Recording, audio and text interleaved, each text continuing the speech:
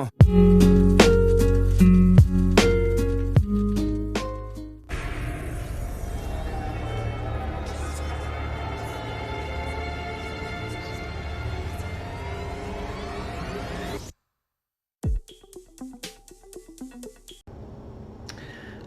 everybody, welcome back to the channel. This is Rob here, Smirking and Reviews, back with more Legion. It's Monday night.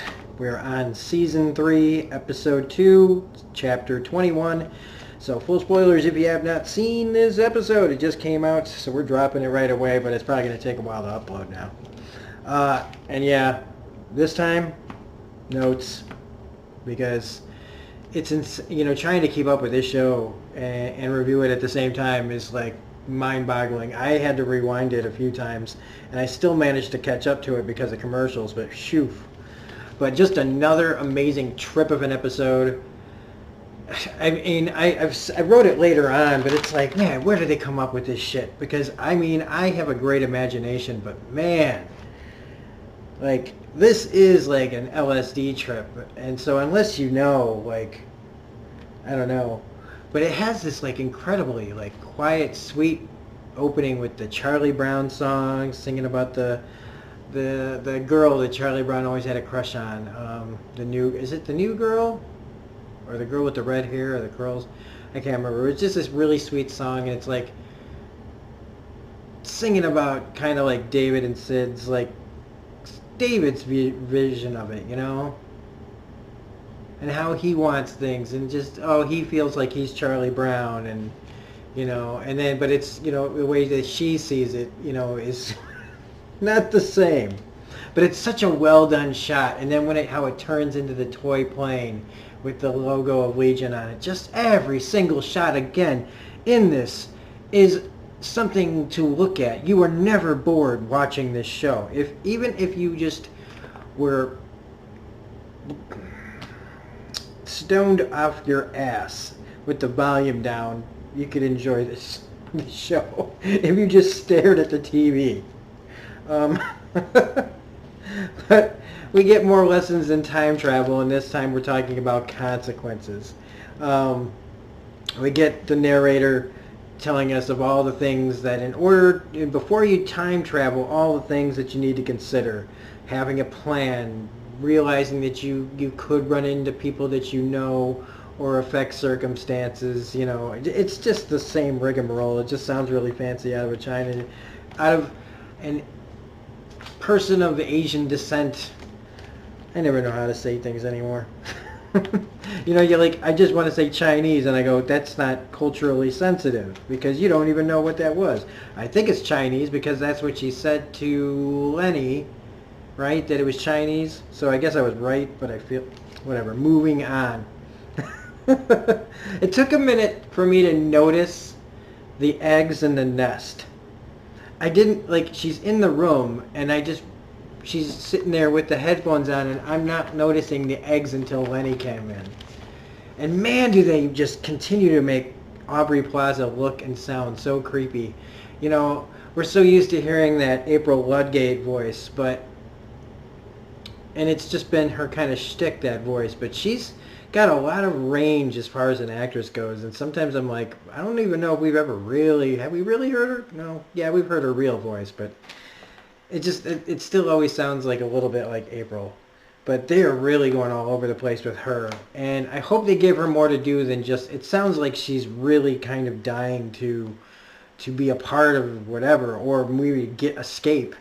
Because, I mean, she's, everywhere she goes, she's been controlled, whether it was from, you know, David creating, you know, her, to Farouk taking control of that, to Farouk completely taking control of her. Then David now, you know, she goes with David, but I mean, really, it's still more control, because she has nowhere else, you know, like, but she's still, I think, looking for an out.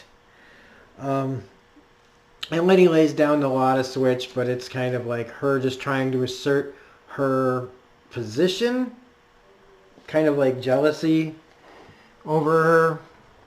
But I mean, honestly, I don't really think it's warranted. I think it's just kind of Lenny's personality to be that way.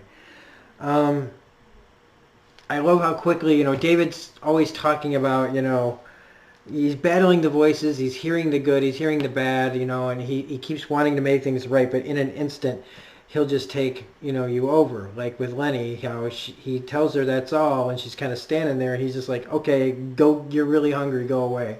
Oh, I'm really hungry, I'm going to leave, So it's just, you can't have it both ways. And that's the thing, like I said in the first episode of the season, I'm like, I'm on board with David all the way, bad, good, whatever. But man, it's making it hard to be like that, to stick to that. Because the writing is really leaning into that villain role, like really bad, like the really messed up version of it. Because, hang on a second. Legion being a reality-bending mutant, there's been, in the comics, there's been several different versions of Legion's powers being used to like completely change things. And that's what he's basically talking about here, in my opinion, that when he's talking about going back in time and changing things and making things better. This has happened in other times. Like right now, like in the books, they're doing Age of X-Men, which is kind of an offshoot of the original Age of Apocalypse, where everything's changed and different, and a reality-bending mutant, along with he's using like Legion's power as well to create a new reality.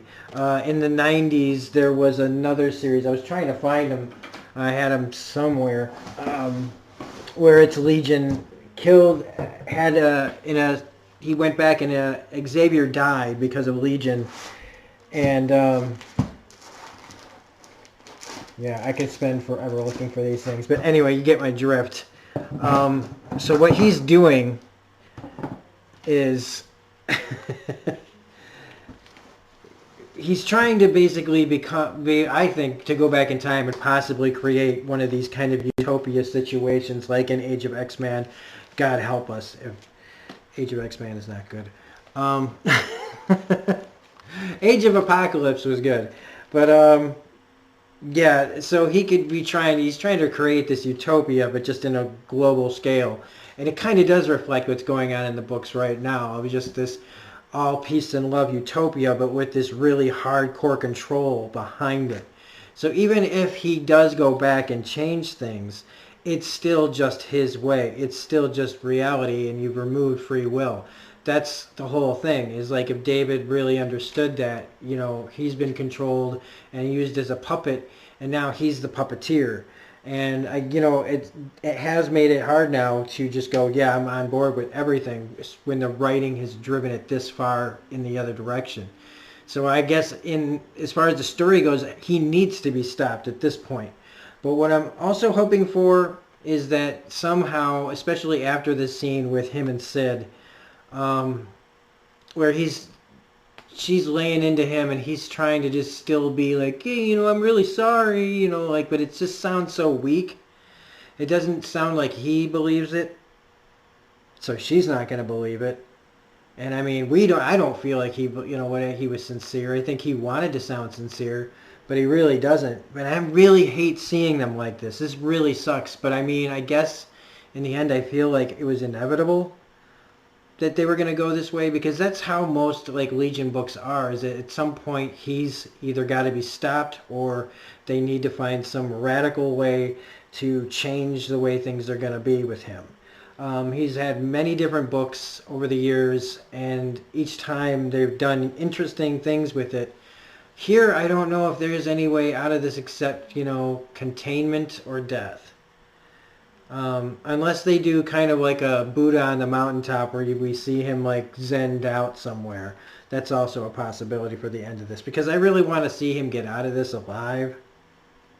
Because I don't feel like it's really not been his fault, but but where do you cross that line? Like, where do you go, well, it's okay if he dies? It wouldn't be the worst thing in the world. Walter White died, and I guess I was fine with that.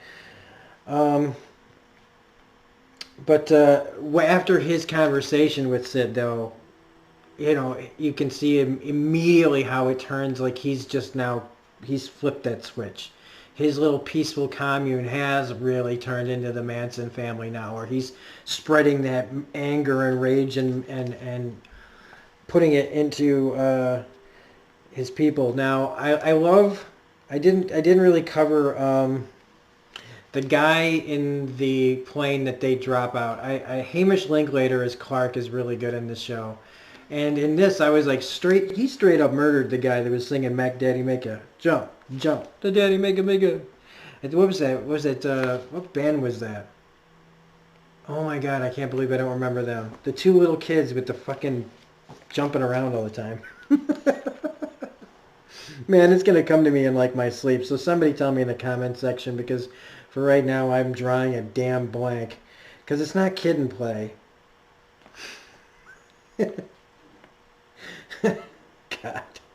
God. The scene though when they've got the guy though, he drops out of the plane. I thought they straight up murdered him. I was even writing down, oh ha ha Sid, your people kill people too. But in the end they drop a parachute on him so that they can lead him right to David, which is pretty like, come on the nose. Like Lenny's right there, and it's like they should have been more like. Well, honestly, okay, never mind. Now that I remember how it all turns out, it's kind of interesting. Did they mean to lead him where they were so that they could get Carrie? Or was it just getting Carrie was just kind of a, like, oh, this needed to happen? But they were going after him, so it does feel like still like a plan. But when they bring the guy back to their little commune, it just, they start playing that trippy music again, and it made me think to myself that this scene is actually happening, okay? They took this guy, a bunch of girls in the back of a van, they lead him to this middle of nowhere, and then they all gotta get out, all that music starts playing, and if you take away that music in the slow motion, it's a really creepy scene. Of a guy that's just been kidnapped with girls with butcher knives, getting out of a van and walking into the woods, and him following them, and you'd think, this is a scene where the guy gets ritualistically murdered. But instead it turns into this crazy Wonderland tea party that is shot so beautifully. And again, Aubrey Plaza bringing physicality to the role, bringing just that crazy, I mean, taking that shtick that she's been famous for and ramping it up to like 12, which is just awesome. And that was originally where I wrote, like, Jesus Christ, where do they come up with this shit? Like the fucking thing he smokes out of. Like, oh my God. Like, this is stuff out of my dreams, man. This show is like shit out of my dreams. I shit you not. And this is exactly when Clark and company attack. So they wait for their signal and their the mainframe to tell them like what the best odds are. And we also get an introduction to David's new personality drug, the one that he created after that conversation with Sid. So when he was at peace, everybody was getting this euphoria drug, and now it's all rage and madness. So this guy's going crazy. They literally drop a net on his followers, which it's like, well, didn't she want to kick ass? And then they just go there and they don't do anything. They just drop a net on him. So, okay. And during this whole thing, Lenny ends up getting his hands on Carrie. So they drive away. Now, I love Shadow King in his, like, astral plane playing Oh Christmas Tree in front of his harem of women that he's, like, hopefully this is the astral plane and he's not, like, how much freedom did they give him? Because that's the problem I have here, because they can talk about, like, when Sid goes in there to talk to Farouk, and it's just like, she's like, yeah, David thinks he's the victim here, you know? But I'm like, she's talking to the fucking Shadow King. Do they not realize, I mean, they're cocky enough to think, okay, if we can stop David, we can stop the Shadow King, right? But I mean, and I know that the story probably won't go there, maybe it will. Maybe they'll, do something to David that'll allow Farouk to immediately take over, because that's what's in my head how X-Men comics would work, is Shadow King would immediately not honor any kind of truce and say, well, David was the only thing keeping me in check, so without him, I'm just going to fucking run this shit. And without, it's almost like a yin and yang thing. So if David dies, or it's like almost like a Voldemort Harry Potter thing, okay, if you need a different reference. Like one can't live with that when the other's still alive or whatever. Or maybe both have to die for everything to get fixed up. Um, but I do still feel like this whole let deal with the devil thing and her just talking to Farouk like he's just some fucking guy. Like, oh, hey, partner. When in his other world, he's banging a harem of women that could be real women that he's taken over, that they've let him do that to them, like, they'd be responsible for that. Anything he does is just as bad as what David would do. And I don't know. Then we have the scene where after they've gotten Carrie in the room, he does the Last Jedi snap take too. That's what I thought of as soon as he snapped his fingers with his Last Jedi. And Bill Irwin, if you don't know this about Bill Irwin, there's a little video called Don't Worry, Be Happy. That I think I'm going to put at the end of this video now. Because it shows off Bill Irwin's comedic physicality. He's good at that stuff. If you've ever seen anything that he's been in where it's like musical kind of, I don't know how to say it. It's like performance art almost. What he can do physically. It kind of reminds me of Charlie Chaplin stuff. I am going to put that at the end of this just because now. So look out for that at the end of this video. Yeah, he does some really great stuff here. Very cartoon, very animated, very, like the people that walk across the open thing and they pretend to be the other person. The shadowing, the mirroring. Really fantastic. His face when he sees the pig is priceless. He's just like, fuck. And this really is where David, pretty much goes full villain. And does anybody else think that cone room reminds you of Cerebro a little bit? Like maybe that amplifies David's powers a little bit? Or maybe he's just going by some kind of memory that he has. I don't know.